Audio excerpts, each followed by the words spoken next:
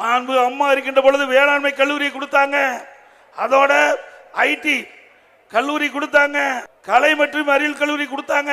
இப்படி நிறைய கல்லூரியை இந்த மாவட்ட மக்களுக்கு கொடுத்து, இந்த புதுக்கோட்டை மக்களுக்கு கொடுத்து கல்வியை உயர்த்தி பிடிச்சாங்க. ஏழை எளிய குடும்பத்தில் இருந்த மாணவ மாணவி குறைந்த கட்டணத்திலே உயர்கல்வி படிக்கக்கூடிய சூழ்நிலையை உருவாக்கி தந்தாங்க அம்மா.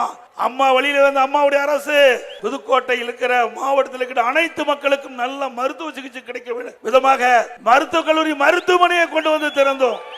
இன்றைக்கு தனியார் மருத்துவமனையில் எப்படி அறுவை சிகிச்சை மேற்கொள்றாங்களோ அதே போல தரமான மருத்துவ சிகிச்சையை இந்த மருத்துவக் கல்லூரி மருத்துவமனையிலே அண்ணா திமுக ஆட்சியிலே கொண்டு வந்து நிறைவேற்றப்பட்டோம். அது மட்டுமல்ல, அறிவிச்சவர் திரு டாக்டர் விஜயபாஸ்கர் அவர் மக்கள் நல்வாழ்வுத்துறை அமைச்சராக இருந்தார். கேட்டார், இங்கே பல் மருத்துவக் கல்லூரி வேணும் கேட்டார். அதையும் நான் கொடுத்தோம், பல் மருத்துவக். ஆக இந்த புதுக்கோட்டை சட்டமன்ற தொகுதி அனைத்து இந்திய அண்ணா திராவிட முன்னேற்ற கழக ஆட்சியில கல்வியில சிறந்து விளங்குகிறது, தன்னிறைவை பெற்று விட்டது.